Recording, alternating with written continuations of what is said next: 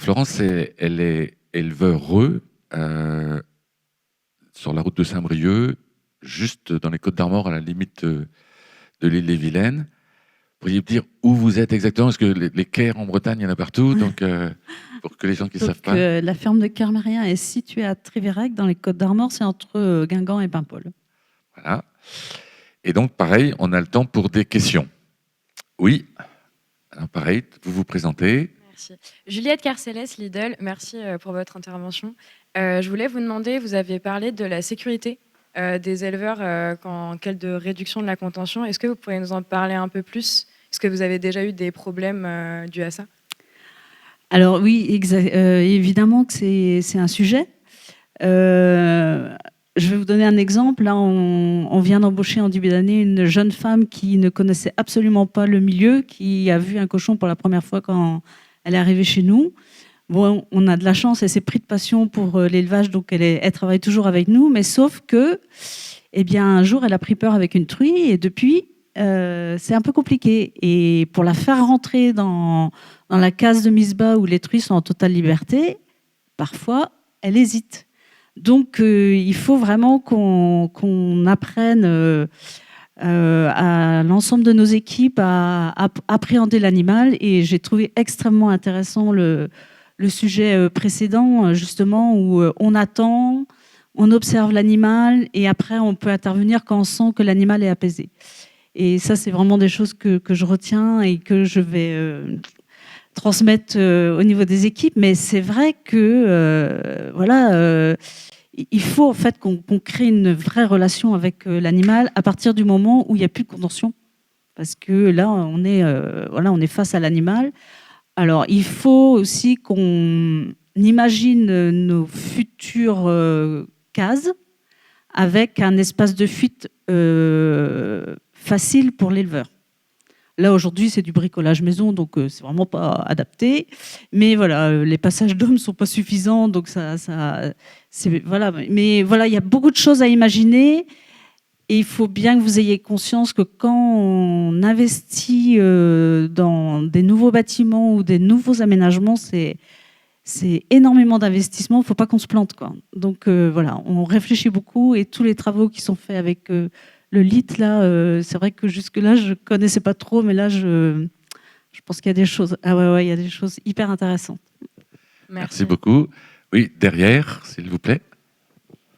Merci beaucoup pour vos deux présentations. Milly Leblanc-Marie-Dor, je suis enseignante à l'école vétérinaire de Nantes. Alors, ce que j'ai aimé dans vos présentations, c'est que vous, Dominique et Florence, vous aviez exactement le même abord des animaux, la même approche, avec beaucoup de calme, beaucoup de respect pour l'animal, mais aussi la prise de conscience du bien-être de l'éleveur, du travail de l'éleveur, de l'économique.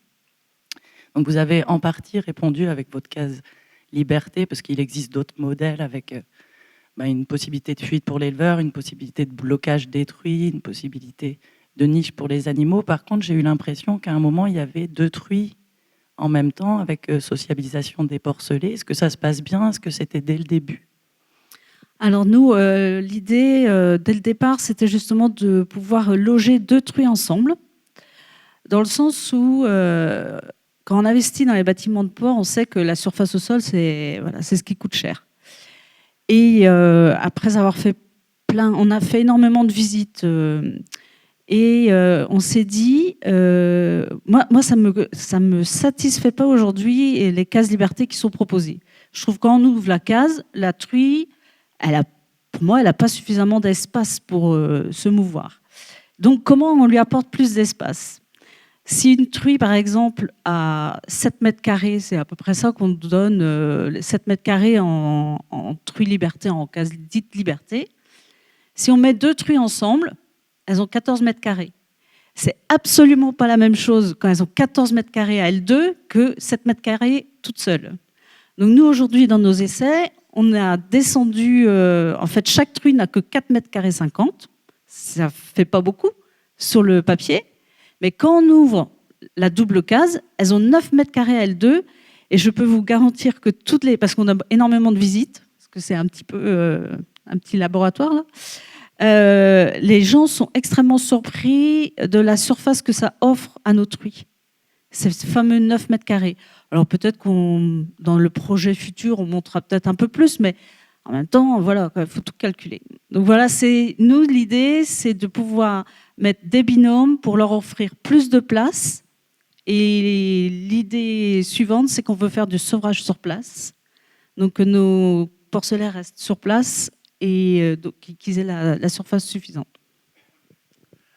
D'autres questions? Oui, là. Romain, ou comme vous voulez.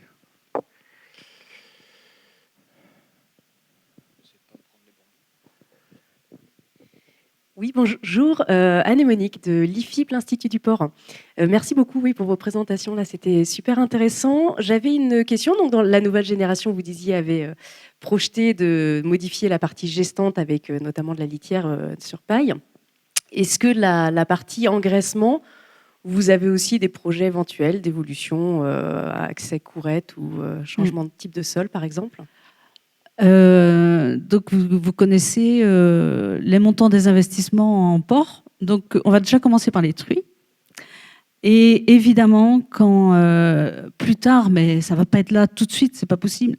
Mais évidemment, plus tard, quand on imaginera, quand on a des bâtiments d'engraissement qui arriveront au bout de leur vie, qu'il faudra en reconstruire d'autres, je pense qu'il y aura une vraie réflexion là-dessus. Mais pour l'instant, voilà, le sujet n'est pas là. Mais on sait bien que ça évoluera vers là. Je ne sais pas dans quel modèle, mais et d'ici là, il y aura eu beaucoup d'expériences qui auront été menées. On aura avancé sur le sujet, donc j'espère qu'on aura plus de contenu, de matière pour pouvoir réfléchir, quoi. Mais c'est évident que nos bâtiments d'engraissement évolueront un jour. Mais là, sur le moment, non, c'est pas dans les projets. Et du coup, en rebondissant un peu sur la question d'Anne et ce que vous venez de répondre, c'est donc votre fille qui va reprendre. Donc elle a considéré que c'était la liberté détruire la priorité, ou il y a eu d'autres considérations qui fait que le séquençage que vous racontez, quoi. C'est-à-dire que l'engraissement, c'est pour plus tard, étant donné les coûts d'investissement. En fait, ce qui se passe sur l'élevage, c'est qu'au niveau de la partie truie, les bâtiments sont assez vieillissants et notre gestante ne nous satisfait pas actuellement. Donc c'est pour ça qu'on est vraiment parti. Et puis la maternité liberté. On sent bien que voilà, on peut plus rester en contention comme on l'est. Et en plus, nous, on a commencé à goûter à la liberté. Donc on a hâte de passer dans ce système-là. Et on a notre salarié ça fait 27 ans qu'il est chez nous. Et il est vraiment proactif sur le sujet. Donc on a de la chance d'avoir une équipe en plus qui va de l'avant sur de la liberté en truie. Donc voilà, le fait est que si ça avait été l'engraissement qui avait été plus vieillissant, peut-être qu'on serait parti d'abord sur l'engraissement, mais là, pour le coup, c'est les truies. Okay. Et si je reprécise, et aussi, on se dit, à Camarien, ce sont les truies qui passent le plus de temps sur l'élevage, donc on trouve aussi que c'est important de mieux les loger. Très bien, on a le temps pour une dernière question. Oui, bonjour Alexis Bioy de Caloport. J'avais une question sur en plus de la plus-value que vous voyez sur votre propre bien-être et sur celui des animaux, est-ce que vous en voyez aussi une sur le sanitaire et les zootechniques en investissant dans le bien-être du coup? Pour l'instant, on n'a pas suffisamment de recul, mais on ose espérer justement avec la sociabilisation des porcelets dans la case maternité. Donc évidemment, au sevrage, on n'aura plus le stress qu'on a actuellement. Donc une meilleure qualité sanitaire, quoi. C'est un cercle vertueux en fait. Je pense, on espère que ça va aller vers là, mais oui, on pense en ce sens-là, ouais, tout à fait.